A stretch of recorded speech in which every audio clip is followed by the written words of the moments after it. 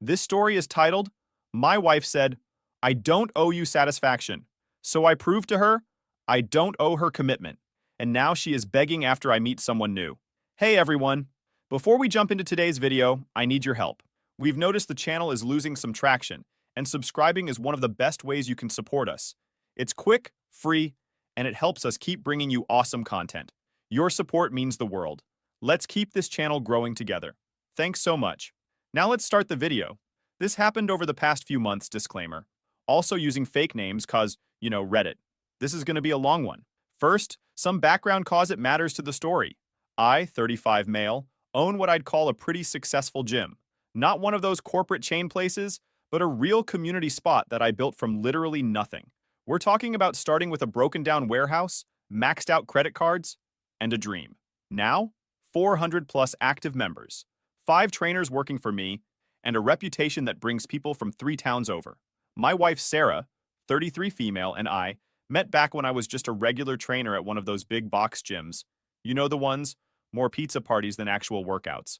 She came in as a client, all designer workout gear and attitude, but something clicked. She was working in marketing, making decent money, and seemed to really appreciate my entrepreneurial spirit. At least, that's what I thought. Fast forward 8 years of marriage, and man, let me tell you how things can change. The signs were there, but you know how it is when you're grinding. Sometimes you're too busy building to notice your foundations cracking. So here's where it all went sideways. It was a Tuesday. Funny how you remember these details. I just finished what felt like the longest day ever at the gym. Had to cover for Mike, one of my best trainers, who called in sick with food poisoning or something. Spent the morning fixing a treadmill because the repair guy couldn't come until next week and had back-to-back sessions with clients, including this one Karen, literally her name, who spent 30 minutes arguing about her membership contract. Fun times. But despite all that, I still wanted to spend time with Sarah. That's what you do in a marriage, right? Make time for each other? So I get home around 9:30 p.m., shower quick, and find her on the couch, scrolling through her phone like it holds the secrets to the universe. I remember exactly what I said. Hey babe, wanna watch that new show you were talking about? I know it's late, but I could use some us time. Simple request, right? Nothing crazy. Wasn't asking for much. Her response? Holy shit, bros, I can still hear it in my head. Without even looking up from her phone, in this ice-cold voice I didn't even recognize, she says, I don't owe you intimacy. Like, what the actual fuck? I stood there for a good minute, probably looking like I just dropped a plate mid-bench press. Had to ask her to repeat it because surely I misheard, right? But nope. She doubles down, finally looks up from her phone, and says it again like she's reading from a script. I don't owe you intimacy. I'm tired of you acting like it's some kind of obligation just because we're married. Now, let me be clear about something. I wasn't even talking about sex. Literally just wanted to watch TV together. Hell, I was so tired I probably would have fallen asleep halfway through anyway. But she took it there. And man, it was like someone just reprogrammed my brain. Started thinking about all the times I'd come home late from the gym, tired af but still trying to connect. All the mornings I'd get up at 4:30 a.m. to open up, work until late, then come home and try to be a good husband. Meanwhile, she's there acting like me wanting to spend time together is some kind of personal attack. You know what really gets me? Earlier that same day I had a client, older dude, probably mid-60s, tell me how lucky I was to own my own business, be in good shape, have a supportive wife. I remember nodding along thinking, yeah, I am pretty lucky. Funny how one sentence can make you question everything. The rest of that night was weird as hell. I didn't even argue with her, just said okay, and went to the kitchen to meal prep for the next day. She stayed on the couch, probably posting on social media about how hard her corporate job is or whatever. Didn't sleep much that night. Kept thinking about how we got here. This was the same woman who used to bring me lunch during my shifts at the old gym. Who said she loved my ambition when I told her my dream of opening my own place? Who promised to be my biggest supporter? Now, she treats basic human connection like it's some kind of favor she's doing me. Like wanting to spend time with my wife is this huge imposition on her precious phone scrolling time.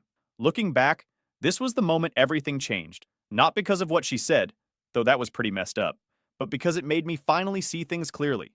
Sometimes it takes one moment, one sentence, to wake you up to reality. About a month after Sarah dropped that emotional nuke on our marriage, I was reviewing the new membership applications. Usually delegate this stuff to my staff, but after that night with Sarah, I started staying later at the gym. Easier than going home to someone who treats basic conversation like it's a huge favor, you know? That's when I saw her application. Emma, 31 female, physical therapist, recently moved to the area for a job at the new sports medicine clinic. Under fitness goals, she wrote this detailed paragraph about recovering from a college sports injury and wanting to get back to competitive shape. Not the usual tone up or lose weight we usually get. This was someone who knew her stuff. She signed up for personal training sessions with me specifically, said she'd checked out our website and liked our approach to functional fitness. First session was scheduled for a Tuesday morning, 6 a.m. Early birds are usually the serious ones. Bros, I gotta be honest here. The first time Emma walked in, I didn't think potential relationship or anything like that. I was in full trainer mode, focused on assessing her form and creating a program. But something was different from the start. First thing she asks me, "How long did it take you to turn this place around?" I must have looked confused because she goes, "I saw the before pictures on your Instagram. That warehouse renovation was impressive. Like, who actually pays attention to that stuff?" Sarah had complained for weeks when I was renovating this place, said I was obsessed with work. But here's this client actually interested in the journey. During our first session, in between sets, Emma's asking about business structure, community building, marketing strategies. Not in a nosy way, she was genuinely curious. Mentioned she'd helped the PT clinic she used to work at build their social media presence from scratch. Next few weeks, Emma became one of my regular clients. 3 sessions a week, always on time, always prepared. She'd come in with questions about her form, show me research articles about new training techniques, even pointed out ways we could improve our website's booking system. Meanwhile, things at home were getting worse. Sarah's scrolling through her phone while I'm trying to talk about maybe starting a second location. Emma's bringing me articles about successful gym expansions and sharing stories about her PT clinic's growth. One morning, after a particularly rough night at home, Sarah had spent dinner telling me I needed to get some balance in my life. I was pretty much running on caffeine and frustration. Had 6 clients back to back, forgot to eat, typical gym owner stuff. Emma shows up for her session, takes one look at me and says, "You look like you're about to crash." Before I can even respond, she pulls out this protein shake from her bag. "Made extra this morning. Figured you might need it. It's got that grass-fed whey protein you mentioned liking." It wasn't anything fancy, just a basic shake. But man, the thoughtfulness of it hit different. When was the last time Sarah had done anything like that? Hell, when was the last time she'd even asked how my day was without following it up with a complaint? To be absolutely clear, nothing happened between me and Emma during this time.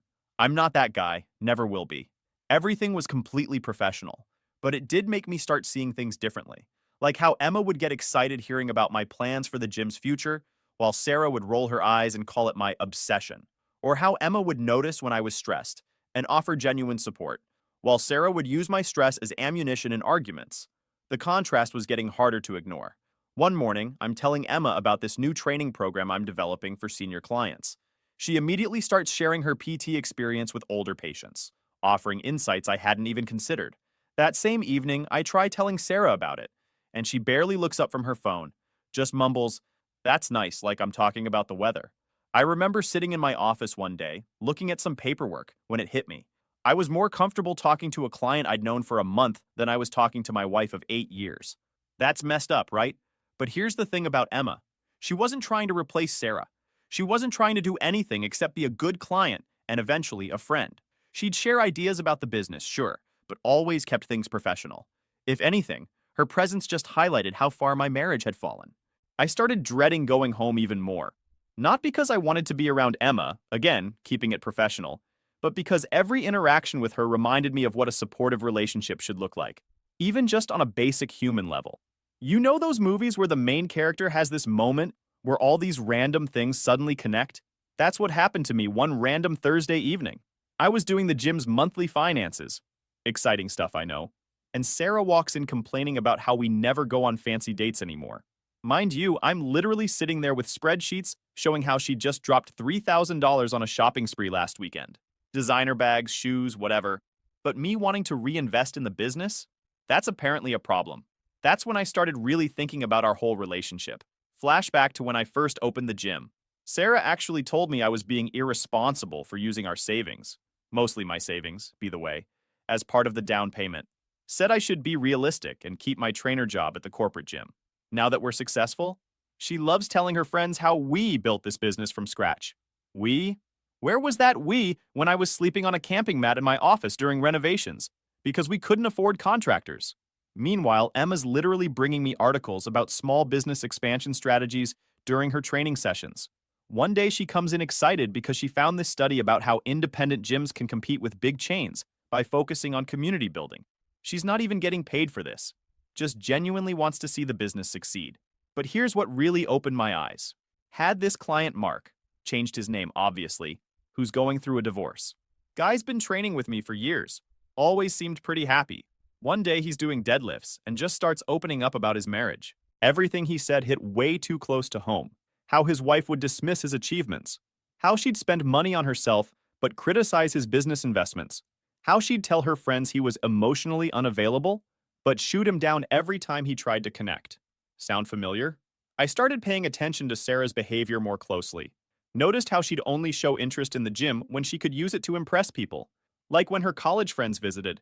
Suddenly she's giving them a tour, acting like she's involved in day-to-day operations. Meanwhile, she couldn't even remember the names of my staff who've been with me for years. The money thing really started bothering me too. Found out she'd been telling her friends I was obsessed with work, while dropping hundreds at fancy restaurants with her work friends every week. One time, I suggested setting up a proper business emergency fund, and she acted like I was taking money away from our future. Sorry, didn't realize Jimmy Choo bags were essential for our future. Emma noticed something was off during our sessions. Never pried, but she'd say things like, "You seem distracted today. Want to focus on heavy bag work?" She knew hitting things helped me think. One time, I mentioned dealing with some business stress, and she shared this breathing technique she uses with her PT patients. No judgment, no criticism, just genuine support. Then came this eye-opening moment at Sarah's company party. First one I'd been to in a while because, running a business. Sarah's introducing me to her coworkers, and I kid you not, she describes me as just a gym owner, with this weird apologetic tone. Just a gym owner? The same gym that paid for her Range Rover? Meanwhile, Emma's telling her PT clients about my gym's adaptive fitness program for seniors, something she helped develop ideas for. Found out she'd been recommending us to her patients because she believed in what we were building. No ulterior motive, no social media clout chasing, just genuine respect for the work. I started realizing how much time I spent walking on eggshells around Sarah. Like I couldn't talk about the gym without her making some passive-aggressive comment about work-life balance. Couldn't mention potential upgrades or expansions without her sighing dramatically. Couldn't even celebrate small wins without her somehow making it about her. The final straw? Found Sarah's open laptop one day, wasn't snooping, was moving it off the couch, and her Facebook messages were up. She was complaining to her friends about how I chose the gym over her, and was probably cheating with some gym bunny. The same woman who hasn't asked me about my day in months was playing victim online. That night, I couldn't sleep. Kept thinking about everything. The dismissive comments, the financial double standards, the constant criticism. Realized I was more comfortable talking business with a client, Emma, than sharing anything real with my own wife. Started hitting the bags after hours, trying to clear my head. One night, I stayed so late that the cleaning crew had come and gone. Just sat in my office looking at old photos from when we first opened. Sarah was smiling in those pictures, acting proud. When did that turn into resentment? Or was it always there? And I just didn't want to see it. Sarah must have sensed something was different because she started doing this weird thing where she'd randomly show up at the gym. Not to work out, mind you, just to surprise me. After 8 years of barely showing interest in my business, suddenly she's there all the time. First time she came by, she walked in right in the middle of Emma's session. I was spotting Emma during a particularly heavy set of squats, giving the usual trainer feedback about form and breathing. Sarah just stood there, watching, with this look on her face I couldn't quite read. After Emma finished her set, she politely introduced herself to Sarah, totally professional. Sarah just gave this tight smile and said she needed to steal her husband for a minute. The conversation that followed was bizarre. Sarah started going off about how I seemed different lately, said I wasn't present in our marriage anymore. Rich coming from someone who spent the last few months basically ignoring me, unless she needed something, right? But here's the kicker. She suggested I cut back on my client load and delegate more so we could spend more time together. Translation. She wanted me to give up the hands-on part of my business that I actually love. The part where I get to help people change their lives. The part that built this whole thing in the first place. Meanwhile, my business was actually growing faster than ever. Word had gotten around about our new adaptive fitness program, the one Emma helped brainstorm, and we were getting referrals from the sports medicine clinic. Sarah's response? Maybe we should hire someone to handle that program so you can focus on management. But check this out. The next day, she posts this long Instagram caption about being a proud gym owner's wife with a photo of our storefront. Didn't mention it was taken months ago, or that she'd spent the last year complaining about how much time I spent there. The comments were full of her friends talking about what a power couple we were. Nearly choked on my protein shake reading that. Emma noticed the change in atmosphere immediately. She started scheduling her sessions during quieter hours, saying she didn't want to cause any tension. I assured her everything was professional, but she just gave me this knowing look and said, "Sometimes people create drama where there isn't any because they're afraid of losing something they've already lost." That hit hard because it was exactly what was happening. Sarah wasn't upset about losing me. She was upset about losing control. Things got really weird when Sarah started trying to mark her territory at the gym. She'd bring me lunch, something she hadn't done in literally years, but only when Emma was scheduled for training. Started posting gym selfies with captions like "supporting my man," even though she barely worked out anymore. Even tried to sit in on one of Emma's sessions, claiming she wanted to learn more about what you do all day. One time, Sarah actually interrupted a session to ask my opinion about curtains. Curtains. In the middle of me coaching Emma through a complex Olympic lift. Do you know how dangerous that could have been? Emma, bless her, just re-racked the bar and calmly suggested we take a water break. The final straw came during a staff meeting. We were discussing the expansion plans, looking at potential locations for a second gym, crunching numbers, all that fun stuff. Emma had connected us with some of her PT colleagues who were interested in a possible collaboration. It was exciting, real growth potential.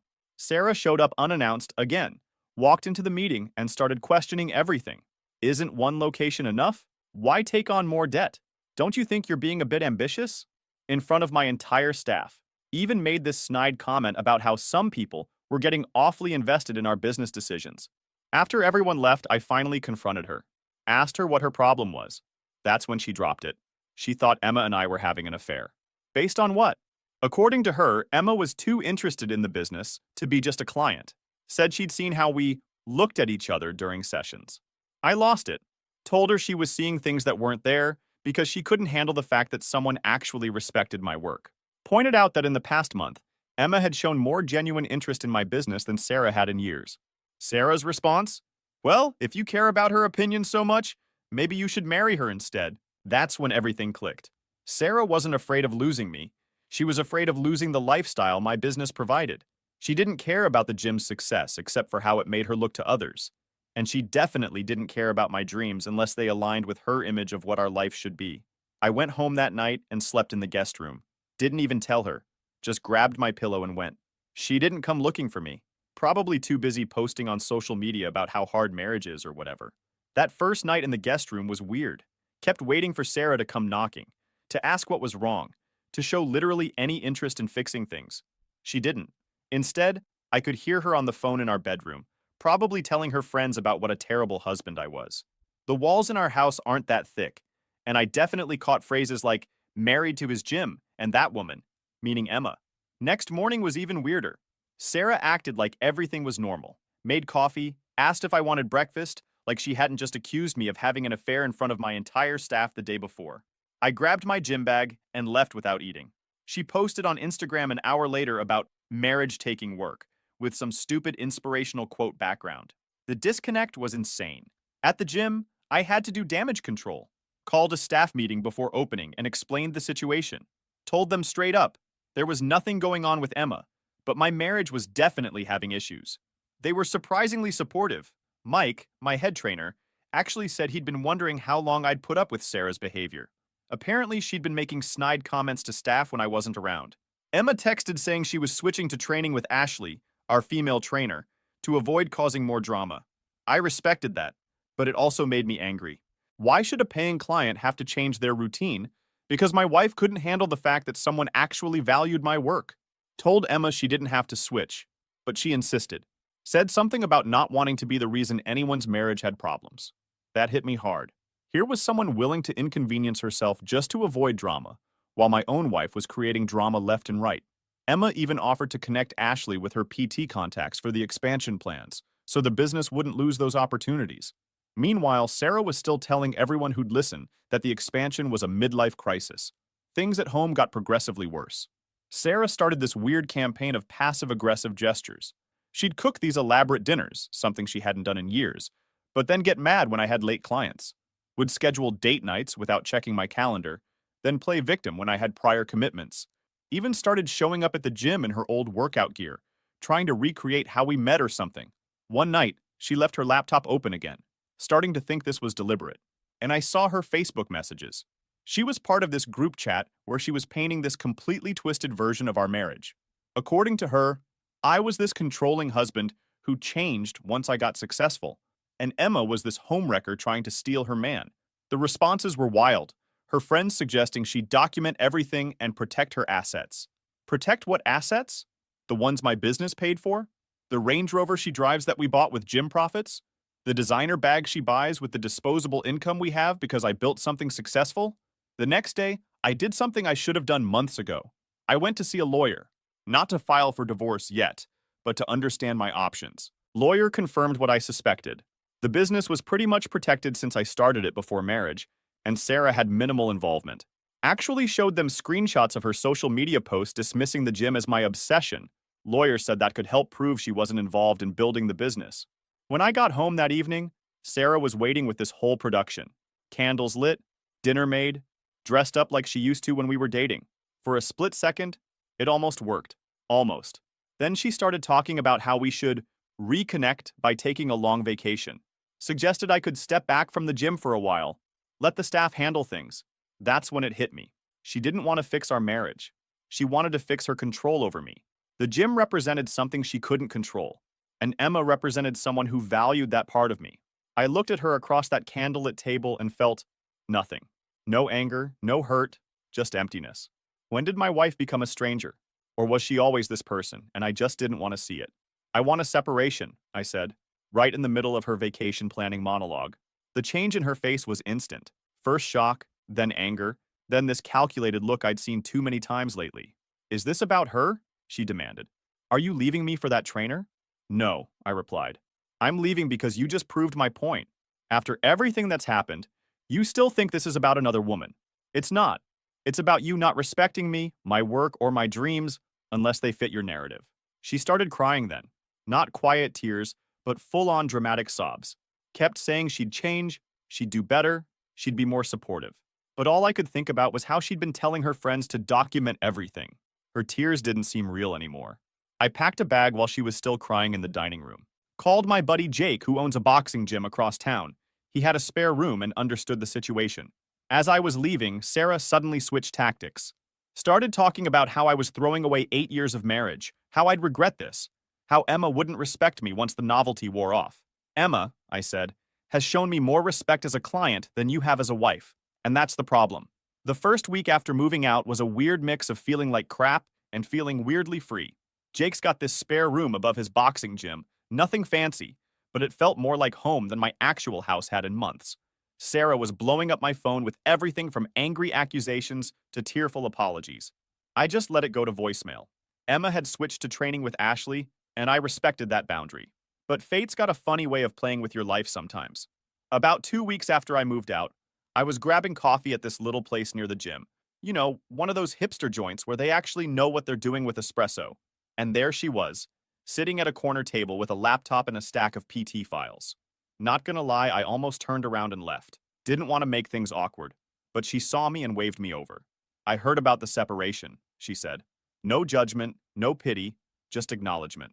Turns out news travels fast in the fitness community. We ended up talking for 3 hours. Not about Sarah, not about the drama, but about everything else. She was working on expanding her PT practice, maybe opening her own clinic someday. I told her about my plans for the second gym location. It was just easy. No walking on eggshells, no hidden agendas, just two people sharing their dreams and actually giving a damn about what the other person was saying. Meanwhile, Sarah was going full scorched earth. She'd posted this vague Instagram story about staying strong through betrayal, or some BS. Her friends were sending me nasty messages about how I was throwing away a good woman. Good woman? The same one who told me she didn't owe me intimacy and tried to sabotage my business? The next day, I had this meeting with a commercial real estate agent about the second location. Emma had mentioned this up-and-coming area where the sports medicine clinic was expanding. Thought it might be good for a gym. She was right. The demographics were perfect. Lot of young professionals. Not much competition. After the meeting, I texted Emma to thank her for the tip. She suggested meeting for coffee again to discuss potential PT collaboration opportunities. It was strictly business, but I'd be lying if I said I didn't feel something shift. Here's the thing about Emma that's different from Sarah. She gets it. Not just the business stuff, but the grind, the vision, the why behind what I do. When I talk about wanting to help people change their lives through fitness, she doesn't roll her eyes or call it an obsession. She adds to the conversation, shares her own experiences, makes it better. One evening, we were going over some plans for a possible gym PT clinic partnership. Ashley was there too, keeping everything professional. And Emma said something that stuck with me. She was talking about her own journey, how she got into PT after her sports injury, and she said, "Sometimes the worst things that happen to us lead us to where we're supposed to be." While this was happening, Sarah was getting desperate. She showed up at the gym one morning, all tears and apologies. Said she'd been talking to a therapist, doubt, realized her mistakes, doubt harder, wanted to work things out. Then, in the same breath, she started questioning me about Emma again. Couldn't even fake remorse without letting her true colors show. The contrast was stark. Sarah saw the gym as competition for my attention. Emma saw it as part of who I am. Sarah tried to change me to fit her image. Emma appreciated me for exactly what I am, a guy who's passionate about fitness and helping people. Things came to a head when Sarah found out about the second location plans. She actually tried to contact the real estate agent to say I was making decisions without consulting my wife. The agent, bless her, called me immediately. Had to explain about the separation. That's when I realized I needed to make this official before Sarah could cause any more damage. Called my lawyer that afternoon. While I was there, got a text from Emma. She'd heard about a grant program for gyms partnering with healthcare providers. No pressure, just passing along information she thought might help. The timing of that message hit different. Later that night, Jake found me hitting the heavy bag after hours. Asked me straight up what was holding me back. Not just with the divorce, but with everything. Made me realize I'd spent so long trying to make Sarah happy that I'd forgotten what made me happy. The next day, I had coffee with Emma again. This time, it felt different. Not just business, not just friendship, but possibility. She must have felt it too because she said, "You know, once all this is settled, maybe we should discuss this over dinner instead of coffee." For the first time in months, I felt like I could see a future that actually made sense. 2 months into our separation, Sarah's company went through what they called a strategic reorganization. Translation: they fired half the marketing department, including her. Suddenly, Miss I don't owe you intimacy was facing some real-world consequences of her actions. Here's where it gets good. Remember all those social media posts she made about being a boss babe and a marketing genius? All those designer purchases she justified as maintaining her professional image? Yeah, turns out those skills don't mean much when you're job hunting in a tough market. The day after she lost her job, she called me crying. Not about us, not about the marriage, but about money. See, she'd just financed that Range Rover 3 months ago. Had a bunch of credit card debt I didn't even know about. Wanted to know if I could help out until she found something new. Meanwhile, I was finalizing the lease on the second gym location. The one she said was a midlife crisis? Turns out Emma's tip about that up-and-coming area was solid gold. The demographics were perfect, and we had a wait list of PT clients before we even opened. Speaking of Emma, things were developing there too. We'd kept everything professional during the separation, but we'd been spending more time together working on the gym PT clinic collaboration. One evening, after a particularly successful meeting with investors, we went out to celebrate with the team. The way she looked at me across that table, let's just say I finally understood what it means to have someone actually see you. But back to Sarah's karma. She started showing up at the gym unannounced again, but this time with a different agenda. First, she tried the sweet ex-wife routine, all tears and I miss us, and we were so good together. When that didn't work, she switched to threats. Started telling people I'd abandoned her, that I'd planned this all along. The final straw? She actually tried to claim she deserved part of the second location, because she was still technically my wife when I started planning it. My lawyer actually laughed when I told him. Showed him the screenshots of her social media posts, calling it my midlife crisis, and her messages to friends dismissing my business plans. That shut that down real quick. Then came the day of the second location's lease signing. I posted a simple photo on Instagram, just me holding the keys, thanking my team for their support. Nothing fancy. Emma had helped review the contract. Her brother's a real estate lawyer, and she'd tagged along for moral support. Sarah saw that post and lost it. Completely. Started blowing up my phone with crazy messages. Called Emma every name in the book. Even showed up at the new location while we were measuring for equipment, causing such a scene that one of my trainers had to escort her out. Emma and I kept things professional until the divorce was filed. But the night after I signed the papers, we had dinner. Just us. No business talk, no pretenses. Told her everything. How she'd shown me what real support looks like. How she'd helped me see my own worth. She admitted she'd been interested since that first coffee shop conversation, but respected my situation too much to act on it. The new location opened last week. Guess who showed up trying to get a free membership? Sarah, with some story about wanting to support my business now that she understands its value. Yeah, right. Funny how she suddenly respects the gym when she can't afford her fancy boutique fitness classes anymore. Emma was there for the opening, not as a client or a business partner, but as my date. The look on Sarah's face when she saw us together, priceless. Especially when Emma started talking about our plans for a third location that'll include a full PT clinic. The best part? Sarah's Range Rover got repossessed last week. She's driving a used Civic now. Karma's a beautiful thing, isn't it? Edit.